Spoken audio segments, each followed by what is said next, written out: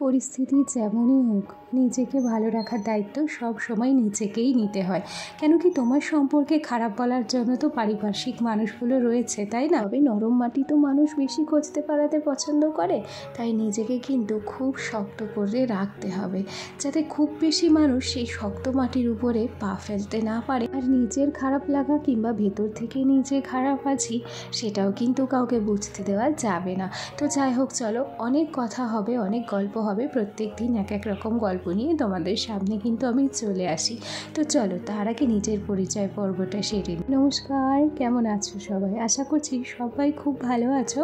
তবে আমার অবস্থাটা আজকে পুরো কেরোসিন। এতটা পরিমাণে ঠান্ডা লেগেছে যেন চোখই খুলতে পারছি না, হরহর করে চোখ মুখ দিয়ে জল বেরোচ্ছে। একটু যদি শরীর টরীর খারাপ হয় তাহলে দেখবে রাত্রে ঘুম হতে চায় না, আর সকালবেলা যদিও বা একটু ঘুম আসে তখন বাচ্চা কাচ্চার অত্যাচারে আর ঘুমানো যায় না।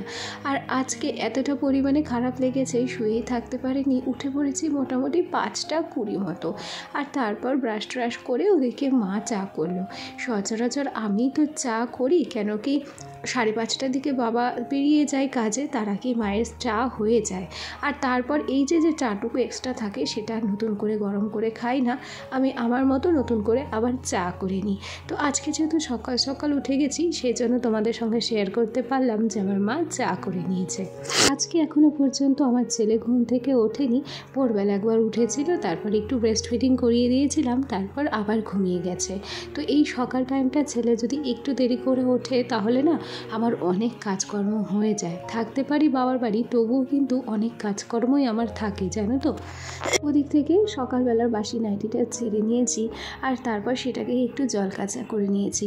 সকাল সকাল ভেবেছিলাম সার্ফ দিয়ে কিছু কাচবো, তো এতটা পরিমাণ ঠান্ডা লেগেছে আর সাহস পেলাম না। ওদিক থেকে ভোরের দিকে মা এই যে বিছানার চাদর বলো, আরও কয়েকটা জামা কাপড় সেগুলো কেচে দিয়েছিল, আর সেগুলোই একটু এই যে মেলে দিচ্ছি, তাছাড়া কোনো কিছুই নয়। আর ওদিক থেকে চাটুকুকে ঠান্ডা করতে দিয়েছি। জানো, শীতের দিন হলে কি হতো বলো তো, চা ছেঁকার সাথে সাথে চা কিন্তু ঠান্ডা হয়ে যেত। তবে গরমের দিনে এই গরম চা যেন ঠান্ডাই হতে চায় না। তো যাই হোক, চাটুকুকে ঠান্ডা করতে দিয়ে ভাবলাম এখন বসেই থাকবো, তার থেকে এই টিভিটাকেও পরিষ্কার করে নিই। প্রচুর ধুলো জমে, জানো, তোমরা তো জানোই। এই যে এখন পরিষ্কার করতে দেখছো, ঠিক দেখবে এর 15 মিনিট পর আবার যদি এসে হাত দিই, যেমন নোংরা তেমন নোংরাই হয়ে যাবে, এতটা পরিমাণ ধুলো থাকে। আসলে টিনের ঘর, তার উপরে নিচে মাটি, ওদিকে দেখছো যে বেড়া, সেই বেড়াতে উই ধরা, এই জন্য, আর পিছনটাতে রাস্তা, এই জন্যই এই জামা কাপড়গুলোই বলো, এই টিভিটা কিংবা এই জিনিসপত্র সমস্ত কিছুই কিন্তু প্রচুর ধুলো পড়ে। আর এই ঘরটাকে মোটামুটি দিনে যদি 4-5 বার ডাস্টিং করা যায় তবে হয়তো একটু আধটু পরিষ্কার থাকে। তবে দিনে 4-5 বার ডাস্টিং করা কারোর ক্ষেত্রেই সম্ভব না, সে আমি বলো কিংবা তুমি বলো। মানুষের তো ধৈর্য সহ্যের একটা সীমা থাকে, সারা দিনে নানান রকম কাজকর্ম থাকে, তার মধ্যে এক ঘরের পেছনেই যদি 4-5 বার ডাস্টিং করতে হয়, তার থেকে বিরক্তির কিন্তু আর কোনো কিছুই নেই। তো যাই হোক, ওদিক থেকে টিভিটাকে মুছে টুছে নিয়ে ও ঘরের টুকিটাকি কাজকর্ম ছিল সেগুলোকে কমপ্লিট করেছি। তারপর সোজা চলে এলাম এ ঘরের দিকে, শোকেসটাকেও একটু হালকা করে ডাস্টিং করে নিয়ে।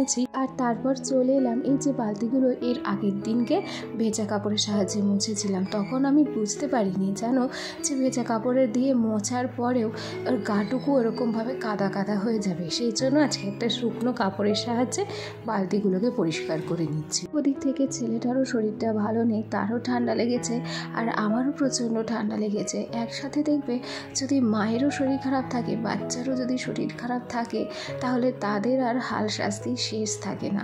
আর মায়েদের কথা বলছো, মায়েদের যতই শরীর খারাপ হোক, যাই হোক না কেন, বাচ্চার খেয়াল তো রাখতেই হবে, তার সাথে সাথে সংসারের খেয়াল, নিজের যেসব কাজকর্ম সেগুলোও করতে হবে। আসলে দেখো, তোমার যতই শরীর খারাপ থাকুক না কেন, তুমি যতই অসুস্থ থাকো না কেন, তোমার কাজকর্মগুলো তো কেউ করে দিতে আসবে না। নিজের কাজ সব সময় নিজেকেই করে নিতে হয়। আর তার উপরে যদি খুব বিপদে পড়া যায়, তখন দেখা যায় কি একটা হেল্পিং হ্যান্ডের সাহায্য আমরা নিতে পারি। যাই হোক, ওদিক থেকে কিছু কাজকর্ম করে চলে এলাম এই ঘরের দিকে। একটু মুড়ি মেখে নিয়েছি, জানো তো, চানাচুর দিয়েছি, রসুন দিয়েছি, পেঁয়াজ দিয়েছি আর দিয়েছি সর্ষের তেল। মুড়ি মাখাতে মাখাতে দেখো কি কাণ্ডটাই হয়েছে। এই দুধ একমাত্র জিনিস যে চোখের একটু আড়াল হলেই উতলে পড়ে যায়। শুধুমাত্র মুড়িটা মাখার জন্য তেলটা ঢেলেছি, আর সেইটুকুর মধ্যেই দুধটুকু উতলে প্রায় 250 মতো দুধ পড়ে গেছে। 500 দুধ নেওয়া হয় সকালবেলা। আমার ছেলের 500 দুধ না হলে সারাদিনে চলে না, হয় না। এইটুকু ছোটো বাচ্চা 1 পোয়া দুধে কখনোই হয় না, জানো। ওই জন্য প্রত্যেক দিনই 500 করে রোজ নিই, কোনো দিন দেখা যায় 3 পোয়া করেও নিই। তো আজকে প্রায় 1 পোয়া দুধের কাছাকাছি পড়ে গেছে। আবার বিকেলে একটুখানি দুধ নিয়ে আসবো, নাহলে ছেলেটাকে দুধ খাওয়ানো হবে না। যাই হোক, ও ঘর থেকে খাওয়া দাওয়া করে সোনার দুধের ব্যবস্থা করে সোজা এই ঘরে চলে এসেছি। এ ঘরেরও অনেক কিছু কাজকর্ম বাকি আছে, জানো তো। এই কর্নারটায় বালতি রাখি, ওদিকটাতে একদম ঝুল পড়ে প্রচণ্ড নোংরা হয়েছিল। তা আজকে কি করেছি, ওটাকে ঝাঁটা দিয়ে ভালো করে ঝেড়ে ঝুড়ে পরিষ্কার করে নিয়েছি। ওদিক থেকে শোকেসটাকেও পরিষ্কার করে নিয়েছি। আর এই কাজগুলো আমি কিন্তু প্রত্যেক দিনই করি। ও হ্যাঁ, আজকে আমার মাকে দেখলে না গ্যাসে রান্না করতে। আসলে আমার মায়েরও শরীর খারাপ। গতকালকে আমি ওষুধ নিয়ে এসেছিলাম, সেই ওষুধের থেকে 1 দাগ ওষুধ মাও খেয়ে নিয়েছে। আর তারপর যখন মার শরীরটা একটু ভালো লেগেছে তখন রান্না করতে চলে গেছে। আর আজকে মায়েরও শরীর খারাপটা বলে উনুনে রান্না করেনি, গ্যাসে রান্না করে নিচ্ছে। আজকে খুব বেশি রান্না হবে না, শুধুমাত্র দেখলে বেগুন ভাজা, পটল ভাজা, আলু ভাজা হয়েছে, আর হয়েছে সয়াবিনের ঝোল। আজকে আমরা মোটামুটি এতটাই অসুস্থ হয়ে গেছি যে কারোর কাজে কেউ যে হেল্প করব তার উপায় নেই। মোটামুটি 3 জনেই অসুস্থ সেই কারণে। তবে এখন এই সমস্ত কাজকর্ম কেন করছি শরীর খারাপ অবস্থায়, জানো? শরীর খারাপ হলে দেখবি সময় কাটতে চায় না, আর যত বসে থাকা যায় রোগ যেন শরীরে আরও বেশি বাসা বাঁধে। সেই জন্য যতটাই কাজের মধ্যে থাকা যাবে ততটাই দেখবো যে টাইম কেটে যাবে। কোথা দিয়ে দুপুর গড়িয়ে যে বিকেল হয়ে যাবে বুঝতে পারবো না। হ্যাঁ, তার মধ্যে শরীর তো খারাপ লাগবেই, ওষুধ খেয়ে সেটাকে ঠিক করার ব্যবস্থা করতে হবে। যাই হোক, তোমাদের সাথে গল্প করতে করতে অনেক কাজই করে ফেলছি। আর ওই যে জগন্নাথ দেবের মূর্তিটা দেখলে, অনেক দিন আগেই ওটাকে টাঙিয়ে রেখেছিলাম দেওয়ালে। সত্যি কথা বলতে কি, ঘরটাকে প্রত্যেক দিন পরিষ্কার পরিচ্ছন্ন করি ঠিকই, তবে জগন্নাথ দেবের মূর্তিটা কিন্তু পরিষ্কার করা হয় না। সেই জন্য আজকে দেখলাম সব কাজ করার সাথে সাথে আগে ছবিটাকে পরিষ্কার করব, তারপর যদি সময় পাই কিছু করার করব, না হলে না করব। তো যাই হোক, ওদিক থেকে জগন্নাথ দেবের মূর্তিটাকেও পরিষ্কার করে নিয়ে তারপর বিছানাটাকে গুছিয়ে নিলাম।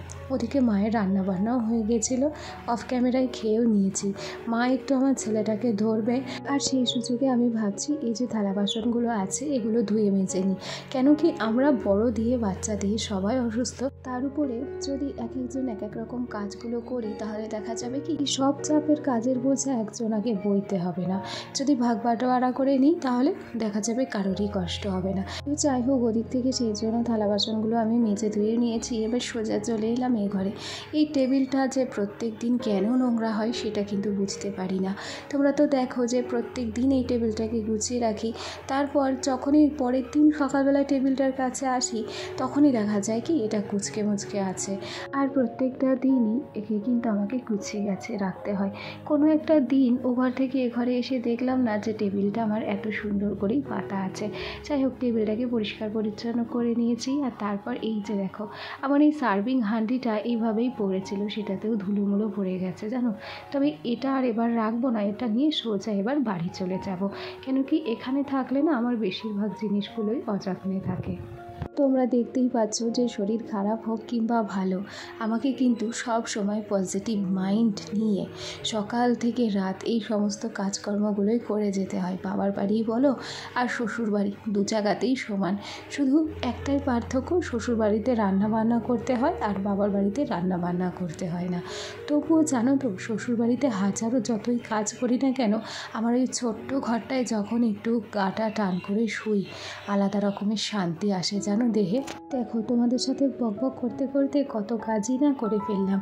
ওদিক থেকে চেয়ারগুলোকেও পরিষ্কার করে নিয়েছি, ঘরটা ঝাড় দিয়ে নিয়ে এই যে জামা কাপড়গুলো দেখছো এগুলোকে ভাঁজ করে নিয়েছি।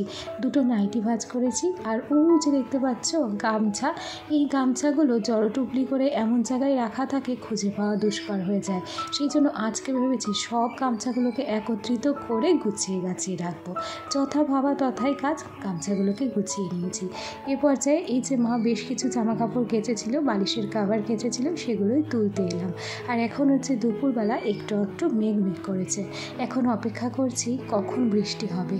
এত তাপপ্রবাহের পর একটু স্বস্তির বৃষ্টি হলে আমাদের যে কতটা আনন্দ হবে সেটা বলে বোঝানো যাচ্ছে না। চলো, সাজানো গোছানো ঘরটা কেমন লাগছে দেখতে সেটাই একটু তোমাদের সাথে শেয়ার করি। আচ্ছা, আমার আজকের ভিডিওটা এখানেই শেষ করছি। দেখা হবে আগামীকাল নতুন একটা ভিডিও নিয়ে।